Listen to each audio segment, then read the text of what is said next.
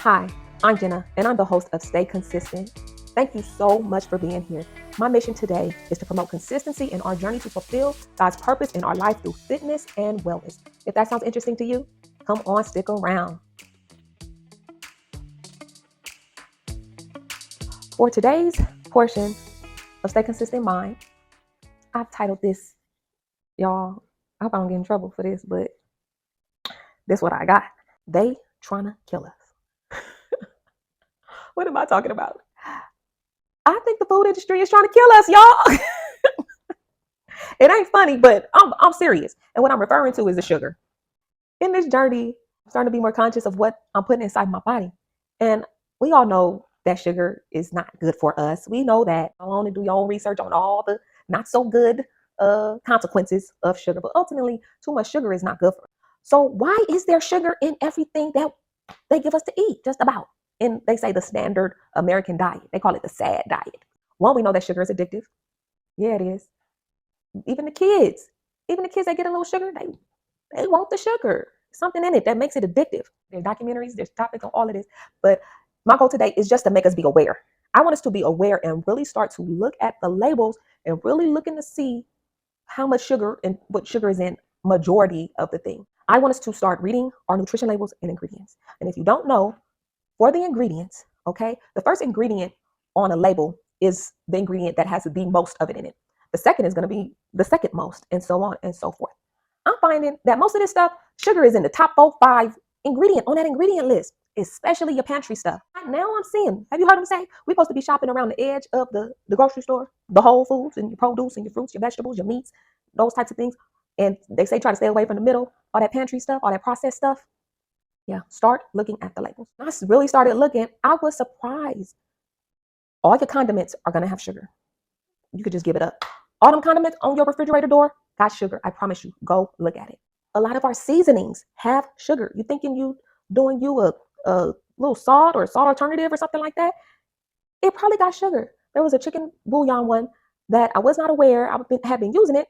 It tasting good, making my food taste good and all of this. And as I'm becoming more aware of this topic, I turned that label around and sure enough, sugar is in my seasoning ingredients. And I did not know that.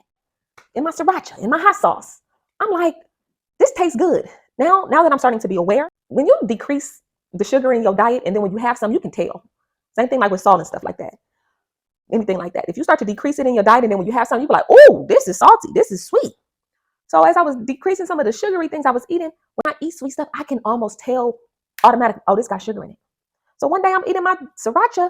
I'm just thinking it's hot sauce and vinegar and chili peppers. And when I was like, kept eating it and eating, I'm like, this got sugar in it. It tastes too good. Go look at that label. Sure enough, it's sugar in that sriracha.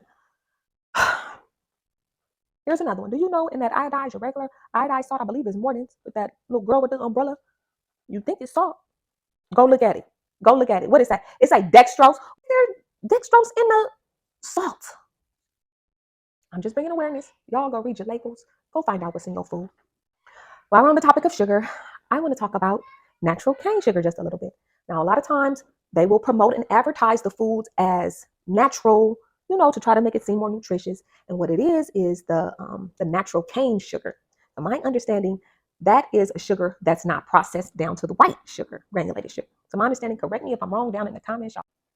Y'all, I kind of want to weigh in on that, ask y'all how y'all feel about that, because sugar is sugar. Yeah, I think I would want the natural cane sugar over the white sugar, but still, all that to say is we have to be mindful, even when we think we're eating natural and healthy based on advertising, it still has sugar in it. Natural, processed, whatever, it's still a lot of sugar in it. So I'm just going to leave us with a few thought-provoking gems, some questions for us to ponder. Why are we so addicted to food? Why, when that food be tasting good, we just want to go back for more and more and more? No, I don't think it's just us. I think it's a combination of how they be making that food. Have you ever heard them say that the combination of the grease, the salt, and the sugar makes food addictive and make you want to come back? Yeah, they're doing it on purpose. What's up with our food industries, y'all? That's why we got to start taking our health in our own hands. Yeah, we do. Why is there sugar in everything? What's the motive? What's the goal? It can't be nothing good. Sidebar, I'm going to throw this in here real quick. I don't know what they're doing now, but I remember in middle school and high school, LAUSD, y'all, born and raised in LA. They used to serve us cookies, chocolate chip cookies, and donuts first thing in the morning. Why was that allowed? Now that I think about it and go back, That should have been banned. That should have not been allowed. They was letting all us kids run around there eating all that sugar first thing in the morning. Something wrong with that. That's not cool. So it's in the schools, it's everywhere. And that should not be. Here's your takeaway with this real quick. Start reading your labels. Start being aware of what you're putting in your grocery cart. Start being aware of what you're putting inside your body. And you're going to be surprised that a lot of times it may not what you think, or it may be more than what you think. Let's figure a way to educate ourselves and try to refrain from some of these things that we really don't have to have. Thank you guys so much for tuning in into the mind segment of our show. I'll catch you guys in the fitness section to move our bodies.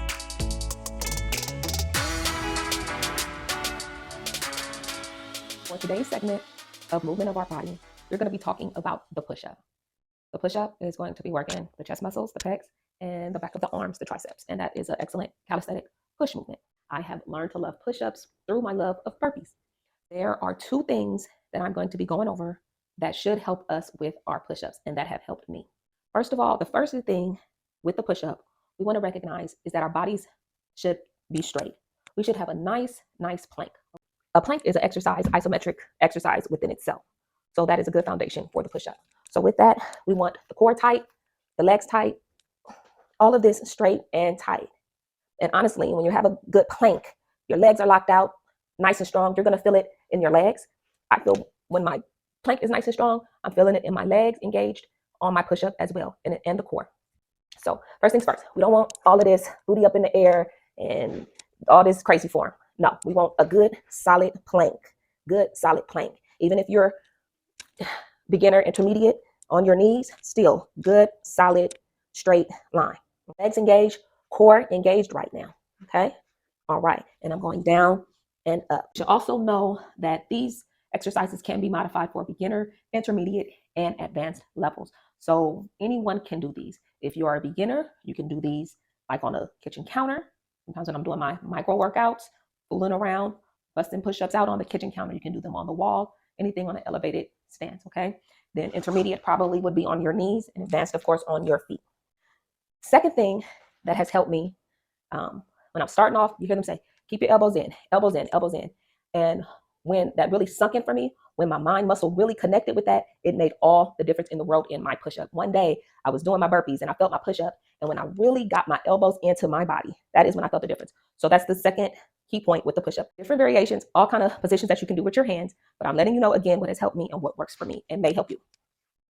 So my hands are kind of shoulder, even a little bit closer than shoulder length apart. And I mean, elbows in, tight, up. Like I said, there's different variations. You can do them out here, but for me, that's a little bit harder. I'm trying to get us to do some good solid push-ups. And this is the way that I get my good solid push-ups in. Core tight. Again, I'm readjusting. Right there, I did it automatically. I got my legs tighter and my core tighter on the way up. It's kind of automatic. Lock out. Please, I like to lock all the way out. Let's get it all the way up there. Even if you have to do it on your knees, that's totally fine. Core engaged. Elbows in, lock out, push. Elbows in, lock out, pushing through. I push through on the palms of my hand. So those are the two things, real simple, real basic, that should help us with our push-up. And I will tell you, with my burpees and my push-ups, that's when I really started to see some tone, some definition in my arms when I started doing push-ups and burpees more and more. There you have it. We talked about the push-up. Hopefully those tips help you out. Catch you guys next time.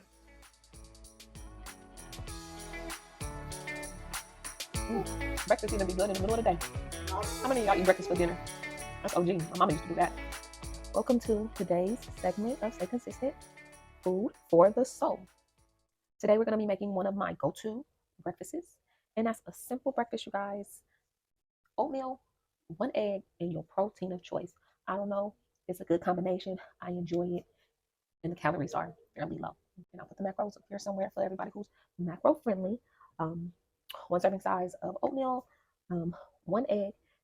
You can swap out, do what you want to do. If you're more on the shred side, of course, we all should know that egg whites are more calorie friendly, same protein, less fat than a regular egg. But I've been enjoying that yolk lately, y'all, so I've been eating eggs. That's me. I mean, 0 calorie avocado. So I'm gonna do my egg real quick. Done.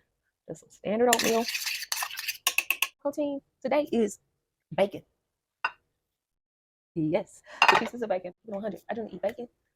Poke sausage sometimes, and turkey bacon. You choose whatever your beef, bacon, whatever protein that works for you. Eat what you know, things that you like to eat or want to eat in moderation. I'm a pink Himalayan salt, y'all. Hold on.